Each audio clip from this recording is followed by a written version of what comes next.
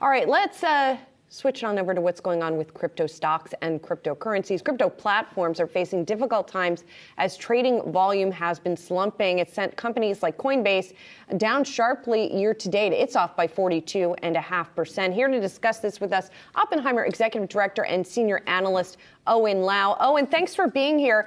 You know, we have seen the cryptocurrency sort of take a hit, but the crypto trading platforms have done even worse by an order of magnitude. You say that Coinbase in particular has sort of gotten a bum rap here.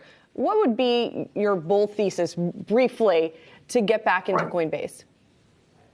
I guess the number one thing the market has not given Coinbase credit is on the crypto adoption longer term. So to me, Coinbase is one of the most disruptive companies if you look at a longer horizon, like 3, 5, 10 years.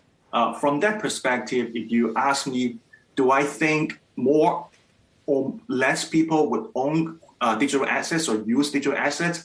I would say it would be more. So to us, the bull thesis is the long-term crypto adoption. Oh, and why do you think the bears have shredded this stock? Yeah, first of all, the Bitcoin price has not been helpful to the stock. There's a high correlation. I think based on our analysis, there's still an 80-90% correlation between the Bitcoin price and also the Coinbase price. The second thing is many people talk about the fee compression, which is one of the most talked about like race to the bottom bear thesis against traditional exchanges, e-brokers, and also now Coinbase. And then there are a couple of other things like the low trading volume, and then Coinbase has not been quick enough to launch on many initiatives like the derivative platform and also NFT. So I think those are the factors factoring into the bear thesis. By the way, I want to mention that in our report, we try to do a deep dive analysis and think the bear thesis and the sell-off is overblown. We believe longer term, this is a great entry point for investors. So, Owen, those factors you just listed that have been pressuring the stock, which ones reverse over the next 6 months?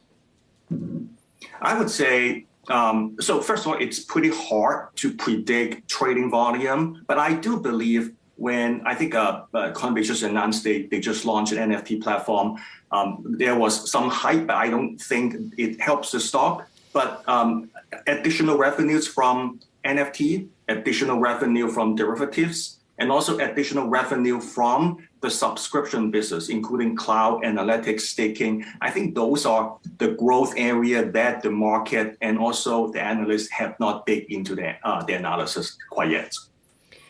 You know, as we go forward, do you think that Coinbase becomes the dominant crypto trading platform? After all, there is a lot of competition in this area, but is part of your thesis that it will hold that primary place? Right. So first of all, when we look at the global market share, Coinbase is one of the largest, if not the largest. It's just because I think one of the reasons is because they don't have the derivative trading business, and they're launching on that soon. So hopefully it can increase their market shares from a trading perspective. I wouldn't say they can be the only exchange. This is a global landscape. This is a global competition. Even though if you can be the top 3 or 4 players in a global scale, it's still pretty meaningful to the company.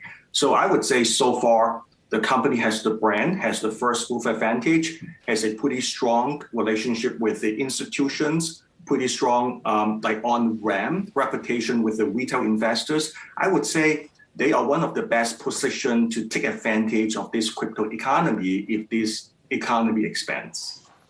The tone around crypto regulation, Owen, has really picked up this year versus last year. Would regulation of any kind be good or bad for Coinbase? I would say regulatory clarity would be good for the industry overall and also good for the company. Now, like in the past, over the past, I want to say a year or so, there was quite a bit of negative news around some other platform that the SEC go after. But like over the past 12 months, you see that landscape has changed a little bit. So BlockFi has a settlement with the SEC. You see the Biden executive order, the statement from the Treasury Department, and you see it becomes more and more a bipartisan issue that they got a lot more support compared to like 1 or 2 years ago. To me, the landscape has been changing slowly. More work needs to be done. But to me, that's a good sign that we are moving to the right direction to foster innovation and bring more jobs within the United States. We'll leave it there. Owen Lau, Oppenheimer Executive Director and Senior Analyst. Have a good rest of the week. Thank you.